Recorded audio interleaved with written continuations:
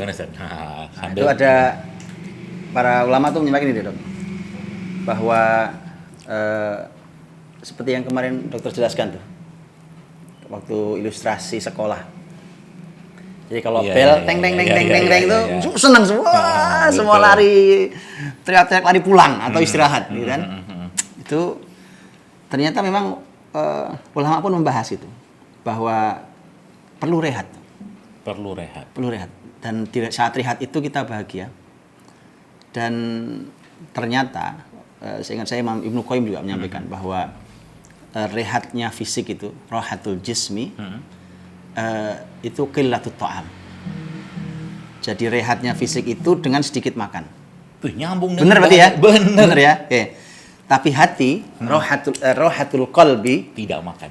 Lah, rohatul qalbi rehatnya hati itu dengan qillatul atham, dengan sedikitnya dosa. Ya mungkin kalau bahasa kitanya nggak makan lah. Nggak usah makan sekalian, puasa aja. Gitu nggak Ustaz?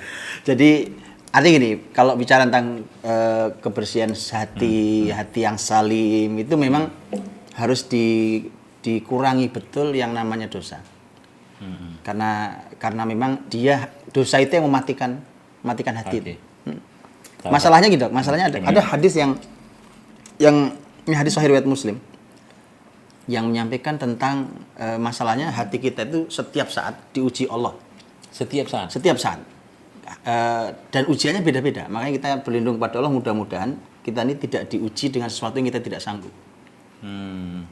Kata Nabi, tu'radul fitan 'alal qulubi kal hasiri 'udan. Bahwa fitnah itu, fitan itu berbagai macam cobaan itu disodorkan di depan hati. Di depan hati kita disodorkan. Mau enggak gitu. Kal hasiri 'udan itu seperti tikar. Tahu enggak, Dok? Tikar yang terbuat dari anyaman apa itu namanya itu ya? Pandan ya. Yang itu kan apa namanya? Iya kayak rotan itu kan ada yang apa sih namanya, sejuring. Dianyam lah. Ya kan sejuring itu kan itu. Selembar itu. Jadi seperti itu. Satu lulus apa enggak hatinya. Satu lagi gitu terus gitu. Kemudian ketika seseorang melakukan dosa gara-gara fitnah itu kemudian dia melakukan dosa, maka akan diberikan nukitat lahu nuktatan sauda. Ada titik hitam satu. Jadi setiap satu dosa satu titik hitam. Terus begitu. Tapi kalau dia menjalankan kebaikan, dia berhasil lulus dari fitnah cobaan itu, maka ada satu titik putih. Oke. Apa hasil akhirnya? Ini hasil akhir. Hasil akhirnya kata Nabi SAW adalah kemudian sampai tidak ada lagi hati kecuali tinggal dua saja. Hati yang putih bersih, mithlus safa. Seperti itu, Dok, apa ya? Kayak batu putih, itu ada batu apa ya, kayak mungkin apa ya, marmer apa batu putih itu yang batu yang putih itu tidak ada yang bisa membahayakannya sepanjang langit dan bumi ada. Jadi artinya itu kalau sudah lulus, distempel hati putih gitu ya. Distempel hati putih itu berarti sudah mau fitnah apapun, mau cobaan apapun itu udah nggak goyang, nggak efek. Tapi yang satu lagi, Dok, ini yang bahaya nih. Orang yang terus hitam, fitnah ini nggak lulus, cobaan ini nggak lulus, cobaan ini nggak lulus, terus sebagai cobaan nggak lulus, ya kan, diuji sabar nggak lulus, diuji syukur nggak lulus, diuji tentang irinya luar biasa, diuji tentang apa nggak, jadi setiap hitam yang terjadi adalah maka hati menjadi sangat hitam, kelam, kalkuzi mujakhiyah, seperti yang batu yang hitam, kelam. Sudah itu mujakhiyah itu artinya kebalik, Dok. Jadi sudah hitam dia kebalik lagi. Nah, efek dalam kehidupan nyatanya itu kan hati itu. Efek dalam kehidupan nyatanya adalah kalau udah hitam seperti itu, la ya'rifu ma'rufan wa la yunkiru munkaran illa ma usyriba min hawa. Oh, ini musibah besar ini. Iya, jadi dia sudah tidak lagi mengenali yang baik. Ya. Sudah tidak bisa mengingkari yang mungkar. Gak kenal yang baik, Ya. gak bisa Yang ngingkar baik sudah nggak kenal dia. Ini yang baik ya. Kalau dokter bicara makanan, sudah nggak tahu nih makanan itu yang baik yang mana, ya kan? Ketika ada kemungkaran, sudah kita sudah nyerah itu dok. Ya gimana keadaannya begini? Illa ma usriba min hawa, kecuali yang dia ikuti cuma satu aja. Pokoknya hawa nafsu ya. Pokoknya apa yang saya pengen saya jalani. Apa yang saya ingin saya jalani. Yang itu dalam surah Al-Kafirun, tidakkah engkau melihat orang-orang yang menjadikan hawa nafsu sebagai Tuhan mereka itu. Betul. Afara'aita man ittakhadha ilahahu hawa. Ya. Gimana dok? Jadi artinya gini bahwa itu bahaya loh. Kalau ujian-ujian kan ini dok ya. Saya ingat satu ayat nih yang dibalik semua kerusakan makanan. Karena dokter ini kan sering ngomong makanan ya kan. Makan mulu. Oh, makan mulu kan. Makan tempat kita ini makanan semua nih ya kan. Habis ini kita cemil nanti. Nah, insya Allah. Di balik kerusakan makanan itu ada iblis di baliknya. Ada iblis. Iblis loh, enggak main-main ini, bukan setan kecil-kecilan. Ada iblis di baliknya. Allah berfirman. Baru tahu sih. Loh, antum keliling ngomongin ini kan. Makanya butuh antum juga. Enggak gini maksudnya dok. Ya. Saya ingatkan ini ke antum nih. Sebagai dokter, yang antum hadapi itu bukan setan biasa. Tapi iblis. Keluar nih permen. Iya.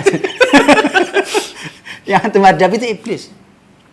Iblis dalam makanan. Iblis. Di balik semua kerusakan makanan ini ada iblis. Allah berfirman. Jadi antum harus banyak zikir pagi sore, ta'awudz ya kan? Masya Allah. Kalau ingin bismillah mulai kajian dimanapun ya kan, menyampaikan kebaikan, iblis di balik itu. Allah. Dan iblis itu menggerakkan semua setan jin, setan manusia.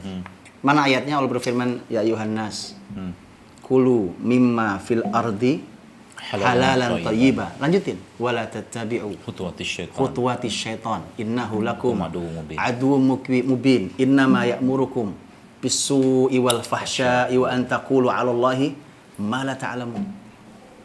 Wahai manusia. Ya, makanlah yang di bumi ini yang halal dan thayyib saja. Yang halal. Udah diperintah kayak begitu. Sudah, itu perintah tuh ya. Yang halal jelas tuh, babi haram, ya kan? Daging ayam dibeli dengan uang korupsi haram, kan gitu kan? Ya, betul, kalau daging ayamnya halal. Betul. Makan yang halal, makan yang baik. Kemudian Quran mengatakan jangan ikuti langkah-langkah setan. Itu musuh nyata bagimu. Apa hubungannya antara makan yang baik, yang thayyib? Makanya ulama mengatakan di balik makanan yang rusak, di balik makanan yang haram dan tidak thayyib, ada iblis di balik. La ilaha illallah. Ini itu kan selesai tuh. Jelas ya, di baliknya ada setan, ada iblis.